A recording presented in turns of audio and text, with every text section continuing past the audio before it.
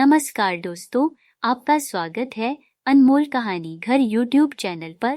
मैंने high heel के साथ एक बहुत ही खूबसूरत फैंसी मैक्सी पहनी हुई थी और मेरे बाल कंधों तक लेयर कटिंग में कटे हुए थे, जिनको मैं इस वक्त खुला ही छोड़ दिया था।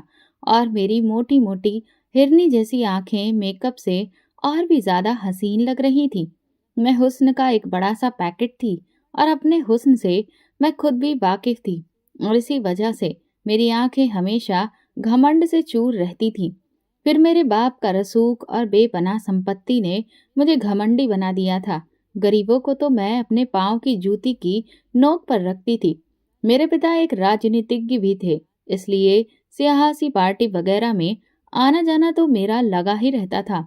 बहुत से राजनेताओं की बेटियों और बेटों से मेरी दोस्ती भी थी, और मेरा फ्रेंड सर्कल लड़कियों के साथ साथ कई लड़कों से भी भरा पड़ा था। मैं अक्सर किसी भी बड़े बिजनेसमैन या फिर राजनेता के बेटे के साथ महंगी और हैवी बाइक पर भी बैठकर आधी आधी रात को समंदर पर सैटरडे नाइट मनाती थी, जहां शराब का भी दौर चला था। मुझे शराब पीने की भी आदत थी।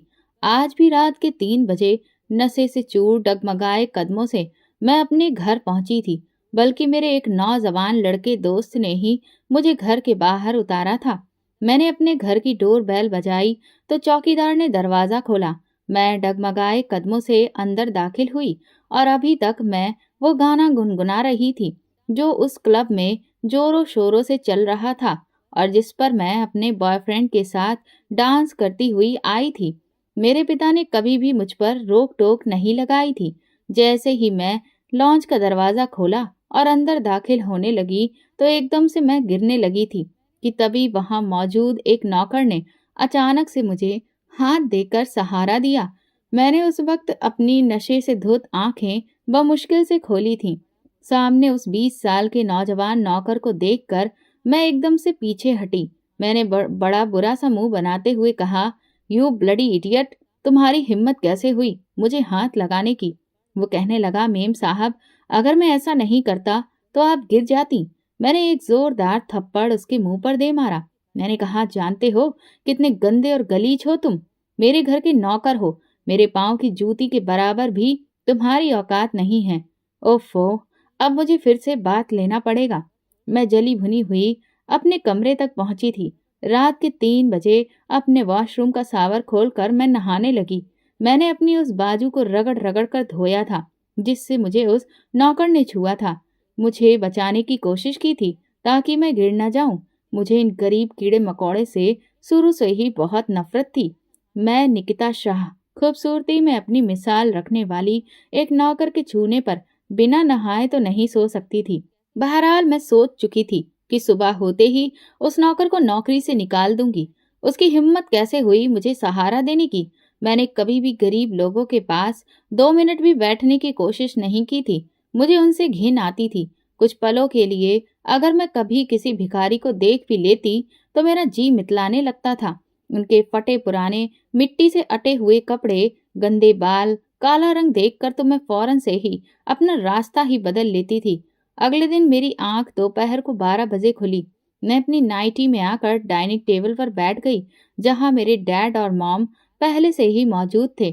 आज तक उन्होंने मेरे इस तरह के खुले हुए लिबास पर कभी भी ऐतराज नहीं किया था, इसीलिए मैंने भी कभी खुद को समेटने की और ढकने के बारे में नहीं सोचा था। मेरी मॉम ने कहा कि रात को एक पॉलिटिकल पार्टी में जाना है, वहां बहुत बड़े बड़े राजनेता आने वाले हैं, इलेक्शन करीब है, इसीलिए तुम अपनी आवारागर्दियां थोड़ा कम कर दो। मैं जो ब्लैक कॉफी का घूंट भरते हुए अपनी मॉम की बातें सुन रही थी, उनकी इस बात पर मैंने बड़ी ही तीखी नजर से उनको देखा था। मैंने कहा, what do you mean mom? मैं आखिर क्या आवारागर्दियां करती हूँ? मेरे डैड कहने लगे, ओ कम ऑन निकिता, तुम्हारी माँ अगर तुम्हें कोई बात समझा रही है तो फिर उस बात की नजाकत को समझने की कोशिश किया करो। देखो, बहुत जल्दी ही इलेक्शन होने वाले हैं और इसीलिए मैं नहीं चाहता कि तुम्हारी वजह से कोई भी घोटाला या फिर गरम न्यूज मीडिया के हाथ लगे। रात के 3-3 बजे की पार्टियां करना बंद कर दो जब तक कि ये इलेक्शन खत्म ना हो जाए। अपने डैड की बात सुनकर मैंने अपने चेहरे के हाव भाव बिगाड़े थे। ओके डैड, मेरे डैड कहने लगे कि हो सके तो अपनी मॉम के साथ शहर का एक अंदरूनी चक्कर भी लगा लेना, गरीबों के साथ चार हमदर्दी के बोल भी बोल लेना। ये सुनकर मैंने बहुत ही बुरा सा मुंह बनाया था। यक, नो नो डैड, ये मुझसे कभी भी नहीं हो सकता। मैं उन गंदे सड़े लोगों के साथ एक मिनट भी नहीं गुजार सकती। भगवान के लिए मुझे तो आप इन सब चीजों से दूर ही रखें तो बेहतर है। उन झुग्गी झोपड़ियों में रहने वाले लोगों के बारे में सोच कर ही मुझे तो झुरझुरी सी आ जाती है। मेरे डैड मेरी मॉम से कहने लगे, समझाओ इस लड़की को, ये एक राजनेता की बेटी है। ये अगर ऐसे ही गरीबों से घिन करती रहेगी तो फिर मिल चुके हमें वोट। ये कहकर वो गुस्से से टेबल से उठकर चले गए। मेरी माँ मुझे 1 घंटे तक लेक्चर सुनाती रही, लेकिन मैंने एक कान से सुना और दूसरे कान से निकाल दिया। मैं कभी भी कंप्रोमाइज करने की आदी थी ही नहीं, और आज तक मैंने ऐसा कभी नहीं किया था। निकिता शाह ने तो आज तक जिस चीज की ख्वाहिश की थी वो उसे मिल रही थी, और अब मेरी सारी दिलचस्पी रात की पार्टी में थी। मैं खूबसूरत सी ब्लैक कलर की साड़ी निकाली और रात के लिए तैयार भी हो गई। और फिर उस पार्टी में मेरी मुलाकात करण आहूजा से हुई, जो कि एक राजनेता का बेटा था। वो काफी गुड लुकिंग था और फिर हमारे ही जैसे एक नामी खानदान से बिलोंग करता था। वो मेरी खूबसूरती से काफी प्रभावित भी लग रहा था, और इसीलिए वो मेरी बहुत तारीफें भी कर रहा था। वो पूरी पार्टी मेरी करण आहूजा के साथ ही गुजरी थी। हमने एक दूसरे के फोन नंबर भी एक्सचेंज कर लिए थे। अब ज्यादातर मैं करण के साथ ही नजर आती थी। 6 महीने में हम दोनों का ये हाल हो गया था कि अगर हम एक दूसरे को ना मिलें तो जैसे शायद मर ही जाएंगे। हमारी मंजूरी पर ही हमारे पिता ने हमारा रिश्ता पक्का कर दिया। जल्दी ही मैं करण की दुल्हन बन गई। करण तो जैसे मेरा दीवाना था। वो मुझसे बेइंतहा मोहब्बत करता था। शादी के तुरंत बाद ही वो मुझे वर्ल्ड टूर पर ले गया। हनीमून टूर पर उसने मुझ पर अपना पैसा पानी की तरह बहाया था। हालांकि वो पैसा कौन सा उसके बाप ने या मेरे बाप ने अपनी मेहनत से कमाया था। ये तो उसी जनता का पैसा है जिसे बेवकूफ बनाकर हम लोग लूट रहे थे, और ये बेचारी मासूम और गरीब जनता हमारे चार बड़े बड़े जुमलों को सुनकर ये समझती है कि अब उसे सारी रोजमर्रा की जरूरतें मुफ्त में मिलना शुरू हो जाएंगी। महंगाई खत्म हो जाएगी और गरीबों के अच्छे दिन लौट आएंगे। कभी कभी तो मैं इन गरीब लोगों की अकल को सोचकर हंसने लगती थी। हमारे भारत में भी ऐसे बेवकूफों की कोई कमी नहीं है। बहरहाल मैं अपनी जिंदगी में बहुत खुश थी। करण के घर में भी मुझ पर कोई भी पाबंदी नहीं थी। मेरा अब भी वही रूटीन था। लेकिन धीरे धीरे मुझे ये एहसास होने लगा कि जैसे करण कुछ दकियानूसी किस्म की सोच रखता है। मुझे शुरुआत से ही दुपट्टा ओढ़ने की आदत नहीं थी। अभी भी जब भी मैं किसी पार्टी में जाती तो गहरे गले की मैक्सी या ड्रेस ही पहनती थी। मैंने तो कभी भी नेट का दुपट्टा भी नहीं डाला था। लेकिन करण अब मुझसे कहने लगा कि निकिता प्लीज, मुझे तुम्हारे इस तरह के कपड़े बिल्कुल भी पसंद नहीं है, इसलिए इनका स्टाइल थोड़ा सा बदल लो, थोड़ा सा कवर अप कपड़े पहना करो। मैंने हैरानगी से उसे देखा। मैंने कहा, तुम्हारा दिमाग तो ठीक है। मैं उस वक्त अपने चेहरे पर लोशन लगाकर अपना मेकअप टिश्यू से साफ कर रही थी। करण की बात मेरे लिए बिल्कुल बकवास सी बात थी। वो कहने लगा, क्यों, इसमें भला दिमाग खराब होने की क्या बात है? तुम्हें नहीं पता है कि ऐसी पार्टीज में किस किस तरह के लोग आते हैं और वो किन किन नजरों से पार्टी में मौजूद लड़कियों को देखते हैं? और तुम्हारे मामले में मैं कितना पॉजेसिव हूँ ये तो तुम बहुत अच्छी तरह से जानती हो ना। मेरा बस चले तो मैं तुम्हें सबकी नजरों से छुपा के रख लूं। वो मेरे करीब आ गया और मोहब्बत से अपनी बाहों का हार मेरे गले में डाल दिया। मैंने रूठे हुए लहजे से उसके दोनों हाथ पीछे किए और नखरा दिखाते हुए कहने लगी, ओ प्लीज करण, अपनी ये दकियानूसी सोच को पजेसिवनेस का नाम मत दो। हालांकि मुझे करण ने बहुत प्यार से ये बात कही थी, लेकिन मैंने उसकी किसी भी बात पर कोई ध्यान नहीं दिया। लेकिन मुझ पर मुसीबत का पहाड़ तो उस वक्त टूटा जब शादी के सिर्फ 4 महीने के बाद ही मुझे ये पता चला कि मैं उम्मीद से हो गई हूँ। मैंने तो बहुत बड़ा तमाशा खड़ा कर दिया था। पहली बार मेरी करण के साथ लड़ाई इसी वक्त हुई थी। मैंने उससे कहा कि मुझे अभी लाइफ एंजॉय करनी है करण, मुझे बच्चा पैदा नहीं करना। मेरी बात सुनकर करण ने हैरत से मेरी तरफ देखा और कहने लगा, तुम ये कैसी बातें कर रही हो? एक औरत की जिंदगी तो उस वक्त ही पूरी हो जाती है जब वो माँ बनती है। मुझे तो अभी से सोच सोच कर बहुत एक्साइटमेंट हो रही है कि मैं पिता बनूंगा। मैं कहने लगी कि मुझे ये बच्चे की मुसीबत अपने सर पर नहीं डालनी। मेरी बात सुनकर वो गुस्से से मुझे घूरने लगा। कहने लगा, निकिता, मुझे हर हाल में बच्चा चाहिए और वैसे भी मेरे डैड मुझसे कह चुके हैं कि उन्हें जल्दी ही अपना वारिस चाहिए। बेटी हो या बेटा, इससे कोई भी फर्क नहीं पड़ता है। मैं करण से तो लड़ सकती थी, लेकिन अपने ससुर से मुझे कुछ डर सा लगता था। इसीलिए मैंने अपना अबॉर्शन नहीं करवाया। मुझे बस उन 9 महीनों में यही एक टेंशन रहती थी कि कहीं बच्चा पैदा करने के बाद मेरा फिगर खराब ना हो जाए। मैंने एक बेटे को जन्म दिया था, लेकिन बस मैंने उसे जन्म ही दिया था। पैदा होते ही मैंने उसके लिए एक आया रख ली थी। फिर तो 24 घंटे मेरा बेटा बस उस आया के रहमो करम पर ही पल रहा था। हमारे यहाँ अपर क्लास में बच्चे माएँ कम और आया ज्यादा पालती हैं। मैं तो कई कई दिनों तक अपने बच्चे की शक्ल तक नहीं देखती थी। सबसे पहले तो मैंने जिम ज्वाइन किया था ताकि मेरा फिगर खराब ना हो जाए। हालांकि करण बहुत खुश था। एक बार मेरे ससुर करण से कहने लगे कि आजकल सियासी हालात कुछ ठीक नहीं हैं और इसीलिए मैं चाहता हूँ कि तुम विदेश चले जाओ। कुछ समय तक वहां पर रहो, चाहो तो अपनी फैमिली को भी अपने साथ में ले जाओ। उसी रात हमें एक राजनीतिक पार्टी की दावत भी मिली थी। मैं करण के साथ उस पार्टी में चली गई। पार्टी में जाने से पहले तक तो मुझे करण के साथ विदेश जाने पर कोई भी ऐतराज नहीं था, लेकिन पार्टी में जाकर पहली बार मुझे ये लगा कि पहली नजर की मोहब्बत क्या होती है। वो शख्स तो जैसे कोई जादूगर था। अपनी आंखों से उसने मुझ पर ऐसा जादू फूंका था कि मैं किसी कटी पतंग की तरह उसके पीछे पीछे चलने लगी थी। उसकी क्या शान शौकत थी, क्या रुतबा था और क्या रौबदार अंदाज था। वो कितना अट्रैक्टिव शख्सियत का मालिक था। ये कमेंट शायद ऐसे लोगों के लिए ही बने होते हैं कि ये शख्स तो महफिल की जान है। वो इंसान तो महफिल की जान ही मालूम पड़ता था। जब वो हंसता था तो उसके गाल पर डिम्पल पड़ता था। हाय, उसके गाल का डिम्पल मेरी जान ही निकाल कर ले गया था। पहली बार ऐसा हुआ था कि मैं किसी मर्द को देखा और फिर मैं अपनी आंखें झपकाना ही भूल गई थी। वो एक राजनेता था, लेकिन मैं हैरान थी कि आज तक मैंने कभी उसे क्यों नहीं देखा। अगर करण से पहले मैं उसे देख लेती तो यकीनन आज मैं उसकी पत्नी होती। ब्लैक कलर के पैंट कोट में वो बिल्कुल कयामत लग रहा था। हालांकि उसकी उम्र 35 से 40 साल के लगभग थी और मैं 25 साल की थी और करण की उम्र 28 साल थी। लेकिन जो शख्सियत सिद्धार्थ ओबरॉय नाम के उस शख्स की थी, उसके सामने मुझे करण अब बिल्कुल बेकार सा लगने लगा था। करण ने ही मेरी उससे मुलाकात करवाई थी। कहने लगा, अरे इन्हें कौन नहीं जानता, शाह की राजकुमारी हैं ये। ये सुनकर तो मेरा दिल खुशी से झूम उठा था कि वो मुझे पहले से ही जानता है। फिर मैंने उसे बात को आगे बढ़ाया और तब तक करण के किसी दोस्त ने उसको पुकार लिया तो करण अपने दोस्त के पास चला गया।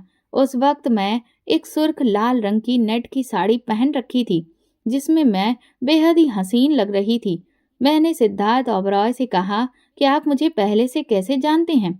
मैंने तो आपको पहले कभी नहीं देखा।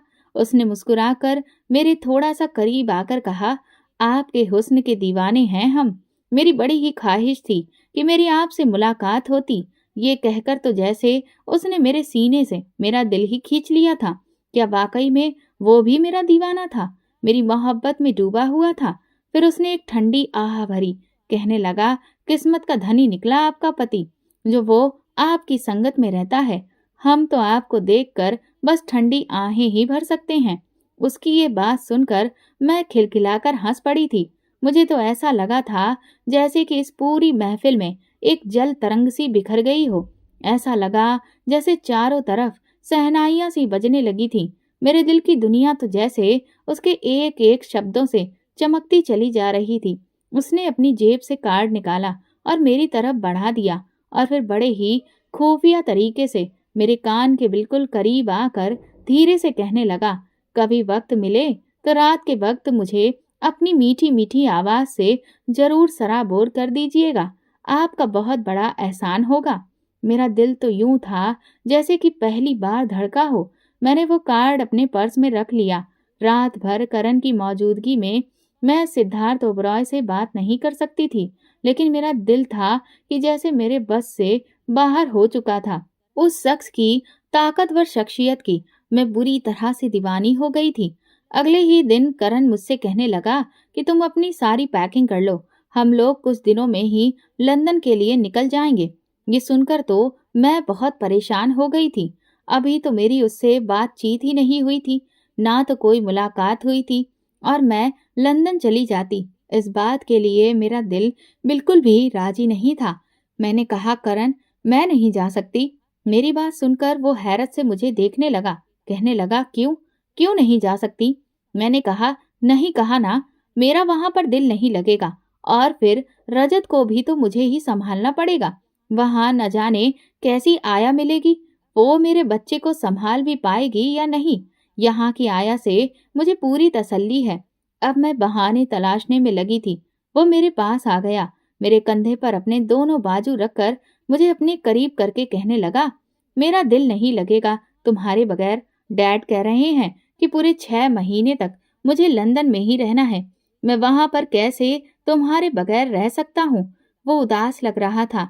मैं नजरें चुराते हुए कहने लगी, 6 महीने तो तुम्हें पता भी नहीं चलेगा कि कैसे गुजरे हैं। लेकिन मैं नहीं जा सकती। मेरी यहाँ पर बहुत सारी सहेलियां भी बन गई हैं। मैं वहां जाऊंगी तो फिर नए सिरे से मुझे सबसे दोस्ती करनी पड़ेगी। हालांकि मेरे सारे बहाने बेसिर पैर के थे, लेकिन बहरहाल करण के लाख मिन्नतें करने और मनाने के बाद भी मैं अपनी बात पर अड़ी रही। करण जा चुका था और अब मुझे खुली आजादी मिल गई थी। मैंने जल्दी से उसी रात अपने पर्स से कार्ड निकाला जिस रात करण गया था। उसी रात तकरीबन 3 बजे तक सिद्धार्थ ओबराय से मैं बातें करती रही। जिस तरह की उसकी शख्सियत थी, उसकी बातें भी बिल्कुल वैसी ही थी। उसकी सुर्ख सोखियों में डूबी हुई मोहब्बत भरी बातें सुनकर मुझे ऐसा लगता था कि जैसे कि उसका जादू मेरे सर पर बुरी तरह से सवार होने लगा था।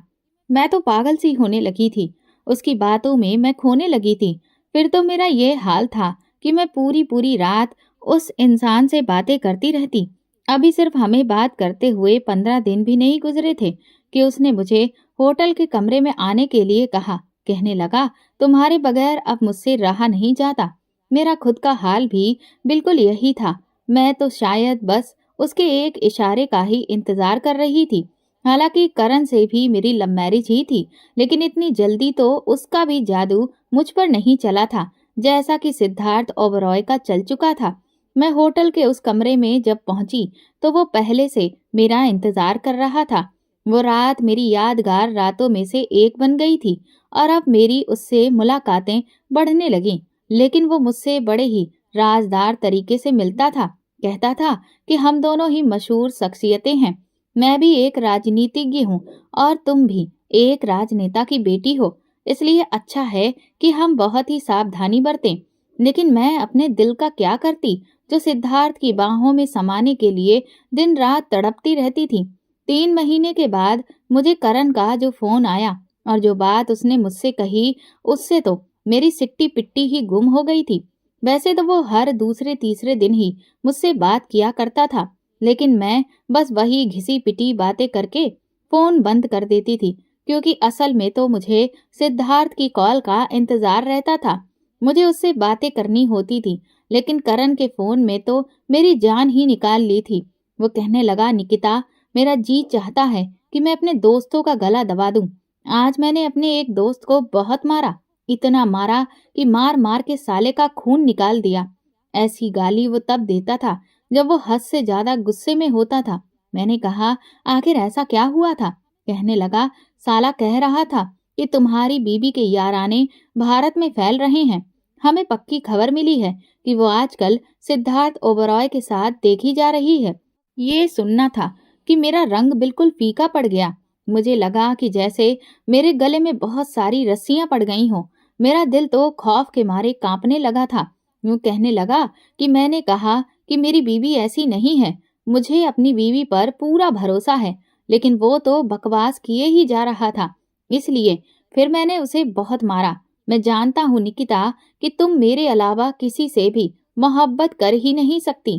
करण की बात सुनकर मुझे बहुत सुकून सा महसूस हुआ कि उसे मुझ पर शक नहीं हुआ। दूसरी तरफ मेरा बेटा भी मेरे पास रहने लगा था, क्योंकि आया अब बीमार हो गई थी और इसीलिए वो अपने गांव चली गई थी। मेरे ससुर ने कहा था कि मैं दूसरी आया बिल्कुल भी नहीं रखूंगा जब तक वही आया ठीक नहीं हो जाती। रजत को तो तुम्हें ही संभालना है, इसलिए रजत को मुझे ही संभालना पड़ रहा था। रजत अब मेरा आदी होने लगा था, इसीलिए मेरा घर से निकलना भी मुश्किल होता जा रहा था। दूसरी तरफ सिद्धार्थ की शिद्दत बढ़ती जा रही थी। वो कहने लगा कि अपना आदी बनाकर अब मुझे नखरे दिखाने लगी हो। उसने मुझे रात को मिलने बुलाया था।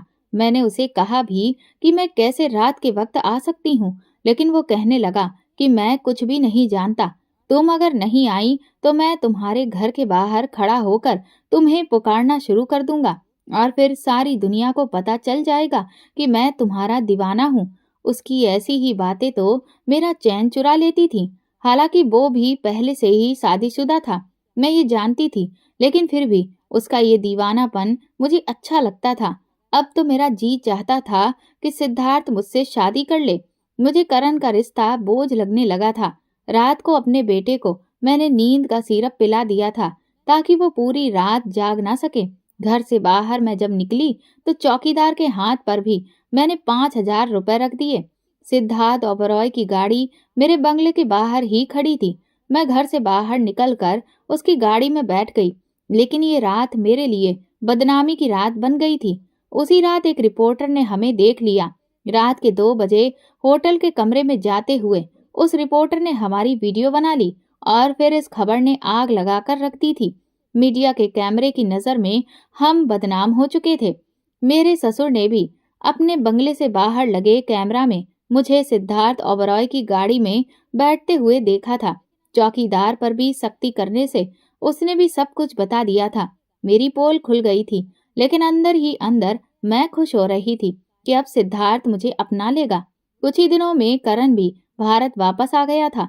मैं नजरें झुकाए किसी मुजरिम की तरह खड़ी थी। वो कहने लगा, निकिता, मैंने तुमसे मोहब्बत की थी, तुम भी मुझे चाहती थी, फिर ये बीच में सिद्धार्थ ओबरॉय कहाँ से आ गया? इसका मतलब मेरे दोस्त ठीक कह रहे थे और मैं था कि मुझे तुम पर भरोसा था। मेरे ससुर मुझे नफरत भरी निगाहों से देख रहे थे, लेकिन करण को अभी भी इस बात पर यकीन नहीं हो रहा था। मैंने बड़े ही लापरवाह लहजे में इस बात का जवाब करण को दिया था। मैंने कहा, मैं सिद्धार्थ ओबरॉय से प्यार करती हूँ। ये कहना था कि करण मुझे कहने लगा कि नहीं, ऐसा नहीं हो सकता, तुम मुझे इतना बड़ा धोखा नहीं दे सकती। निकिता, मैंने तुमसे प्यार किया है, ठीक है, मैं तुम्हें ये तुम्हारी गलती ही समझ के माफ कर देता हूँ, लेकिन तुम मुझे छोड़कर नहीं जा सकती। मेरा बच्चा भी उस वक्त मेरी सास की गोद में रो रहा था, लेकिन मुझे किसी की कोई भी परवाह नहीं थी। दिल ही दिल में मैंने शुक्र किया कि अच्छी बात है, अब सिद्धार्थ को मुझे अपनाना ही पड़ेगा और अब मैं चुप चुप कर उससे मुलाकातें नहीं करूंगी, उसकी पत्नी बन जाऊंगी। करण से भी मेरी जान छूट जाएगी। लेकिन करण का जवाब सुनकर मैं हैरान रह गई। मुझे तो लगा था कि ये सब कुछ सुनकर वो मुझे तलाक दे देगा, लेकिन वो तो मुझे एक दूसरा मौका दे रहा था। मैंने कहा, नहीं, मैं सिद्धार्थ के बगैर नहीं रह सकती। मुझे तुमसे नहीं, उससे मोहब्बत थी। मुझे तुमसे तलाक चाहिए। करण ने नम आंखों से मुझे तलाक दे दिया था। अभी भी उसकी आंखों में मेरी मोहब्बत के दिए जल रहे थे, लेकिन मुझे तो बस सिर्फ अपने स्वार्थ से मतलब था। मेरा बेटा बिलक बिलक कर रो रहा था, बार बार मम्मा मम्मा कहकर मुझे पुकार रहा था। वो आंसुओं से रोए जा रहा था और बार बार मेरी तरफ ही लपक रहा था, लेकिन मैं तो जैसे बिल्कुल पत्थर दिल हो चुकी थी। मैंने तो उस वक्त अपने रोते हुए बेटे को भी नहीं देखा और घर से बाहर निकल गई। अपने दहेज में मिली गाड़ी में बैठकर मैं सिद्धार्थ ओबरॉय के घर चली आई। उस वक्त वो वहां पर मौजूद नहीं था, उसकी बीवी मौजूद थी। मुझे देखकर उसने गुस्से से पूछा कि तुम यहाँ पर क्या करने आई हो? मैंने कहा कि हमारी मोहब्बत के बारे में सारी जानकारी सोशल मीडिया के जरिए तुम्हें तो हो ही गई होगी। हर तरफ हमारी ही खबरें फैली हुई हैं। क्या अब भी तुम मुझसे यही पूछोगी कि मैं यहाँ पर क्यों आई हूँ? सिद्धार्थ मुझसे मोहब्बत करता है और मैं भी उससे मोहब्बत करती हूँ। उसकी खातिर ही मैं अपने पति और अपने बच्चे को छोड़कर आई हूँ और अब सिद्धार्थ तुम्हें भी छोड़ देगा। वो मुझे तीखी नजरों से देखने लगी और बोली, जो औरतें अपना घर-बार ठुकरा कर आती हैं, उन्हें कभी भी दोबारा सुकून नहीं मिलता। वो हमेशा नरक ही भोगती हैं। मैं तुम्हें रोकूंगी नहीं, बल्कि मैं तुम्हें बड़ी खुशी से अपना पति सौंपने के लिए तैयार हूँ। हाँ, ये मेरी मजबूरी है कि मैं तलाक नहीं ले सकती, क्योंकि मैं अपने बच्चे को दोहरी जिंदगी नहीं देना चाहती। मैं चाहती हूँ कि उन्हें माँ बाप दोनों का प्यार मिले। तुम्हारे जैसा हौसला मैं नहीं रखती कि अपने 6 महीने के छोटे से बच्चे को रोता हुआ छोड़कर चली आऊं। उसकी ये बात मेरे दिल को चुभ गई थी। लेकिन इस वक्त बाहर हॉर्न बजने की आवाज आई और कुछ देर के बाद सिद्धार्थ ओबरॉय घर में दाखिल हुआ। मुझे देखकर वो हैरान होकर कहने लगा, तुम यहाँ पर क्यों आई हो? मैंने उसे सारी सच्चाई बता दी कि मैं उसके खातिर अपना पति और अपना बच्चा छोड़कर आई हूँ। इस पर वो कहने लगा कि ये क्या हरकत की है तुमने? देखो, हम कोई आम लोग नहीं हैं जो यूं ही शादी कर लें। अरे भाई, हम लोग बहुत ही मशहूर शख्सियत हैं। तुम्हारा तो कुछ भी नहीं जाएगा, लेकिन मेरा सियासी ओहदा खत्म हो जाएगा। बड़ी मुश्किल से मैंने ये खबर फैलाई है कि ये एक फेक न्यूज़ है और मेरा किसी से कोई भी रिश्ता नहीं है। जिस पत्रकार ने ये खबर सोशल मीडिया पर दी है, अभी अभी उसको मैं खरीद कर आया हूँ। कमबख्त ने पूरे 2 करोड़ रुपए लिए हैं ये गवाही देने के लिए कि ये फेक न्यूज़ है और उसने ऐसा कुछ भी नहीं देखा। बड़ी मुश्किल से मैंने अपने रुतबे को दोबारा से कायम किया है और तुम कह रही हो कि मैं सब कुछ छोड़ दूं? बेवकूफ़ी मत करो। ये सुनकर सिद्धार्थ की पहली बीवी हंसने लगी। फिर वो खामोशी से अपने कमरे में चली गई, लेकिन मैं तो दहाड़े मार मार कर रोने लगी। मैंने कहा कि मैं अपना सब कुछ बर्बाद कर दिया है सिर्फ तुम्हारी खातिर। मैं अपना पति और बच्चा सब कुछ छोड़कर आई हूँ। मैं नहीं जानती, अब तुम्हें मुझे हर हाल में अपनाना ही होगा। मुझसे शादी करनी पड़ेगी। वो कहने लगा, मैं तुमसे सिर्फ एक शर्त पर ही शादी कर सकता हूँ कि हमारी ये शादी बिल्कुल खुफिया रहेगी। मैं कभी भी इस बात का ऐलान नहीं करूँगा कि हम शादीशुदा हैं। मैं नहीं चाहता कि मेरी कोई भी ऐसी वैसी बात मीडिया के हाथ में लगे जिससे मेरी राजनीतिक जिंदगी पर असर पड़े। मेरे लिए तो ये सिद्धार्थ का एक अलग ही रूप था जो कि मैं आज देख रही थी। बहरहाल उसने मुझसे शादी कर ली और फिर वो मुझे एक फ्लैट में रखने लगा। मैं हमेशा से बंगले में रहने की आदी थी, इसीलिए एक लग्जरी छोटे से अपार्टमेंट में मेरा दम घुटने लगा था। सिद्धार्थ का असली रूप तो मैंने शादी के बाद देखा। वो मीठी मीठी बातें, वो कमाल का लहजा, वो दीवानगी, वो सब कुछ एक दिखावा था। वो शख्स इंसान नहीं, एक जहरीला नाग था। एक बार वो मुझसे कहने लगा कि तैयार हो जाओ, आज की रात तुम्हें मेरे दोस्त के पास जाना है और रात भी तुम्हें वहीं पर गुजारनी है। उसकी बात सुनकर मैं हैरान थी। मैंने कहा, क्या मतलब है तुम्हारा? मैं क्यों किसी के साथ रात गुजारने लगी? इस पर वो कहने लगा, तो क्या हुआ? पहले तुम अपने पति के होते हुए भी मेरे पास भी तो आती थी। मैंने उसे गुस्से से देखा। मैं देख रही थी कि उसकी खातिर मैंने क्या कुछ कुर्बान नहीं कर दिया था और वो मुझे ताने दे रहा था। मैंने कहा, क्या तुम पहली बीवी के साथ भी ऐसा ही करते हो? उसे भी अपने दोस्तों के पास भेजते हो? मेरा इतना कहना था कि उसने खींच के एक थप्पड़ मेरे मुंह पर मारा और कहने लगा, वो मेरी ऑफिशियल बीवी है, खानदानी बीवी। दुनिया जानती है कि वो मेरी पत्नी है और खबरदार, जो उसके बारे में तुमने कुछ भी कहा तो तुम्हारी खैर नहीं। वो तुम्हारी तरह नहीं है जो गैर मर्दों से प्यार मोहब्बत के चक्कर चलाए। उसने अभी तक मेरे नाम को ही अपनाया हुआ है। तुम्हें मैं जो कह रहा हूँ चुपचाप वही करो। जब तुम अपने पति के होते हुए मेरे पास आ सकती हो तो फिर किसी के भी पास जा सकती हो। मैंने कहा, मैं कोई ऐसी वैसी लड़की नहीं हूँ, शाह की बेटी हूँ। इस सियासत में मेरे बाप का भी एक बहुत बड़ा नाम है, एक बहुत ऊंचा ओहदा है। मेरी बात सुनकर वो हंसने लगा, कहने लगा, अब ये सब तो गुजरे जमाने की बातें हो गई हैं। तुम्हारा बाप अब इस सियासी मैदान को छोड़कर कब का भाग चुका है, इसीलिए मुझ पर अपने बाप का रौब मत चलाओ। मैंने कहा, मैं कहीं नहीं जाऊंगी और कल मैं मीडिया को बुलाकर ये ऐलान भी कर दूंगी कि मैं भी तुम्हारी पत्नी हूँ और मैं शादी के सबूत दिखा दूंगी। मेरा ये कहना था कि उसने एक जलता हुआ सिगरेट मेरे बाजू पर लगा दिया। मैं बुरी तरह से बिलबिला उठी थी। वो मुझसे कहने लगा कि मुझे अपने मिजाज के खिलाफ कोई भी बात पसंद नहीं आती है, इसलिए कभी सोचना भी मत कि तुम मेरे खिलाफ भी जा सकती हो। उस रात उसने मेरे वजूद पर जलते हुए सिगरेट लगाए थे। मैं चीखती रही, चिल्लाती रही। वो एक इंसान नहीं, वो जानवर था।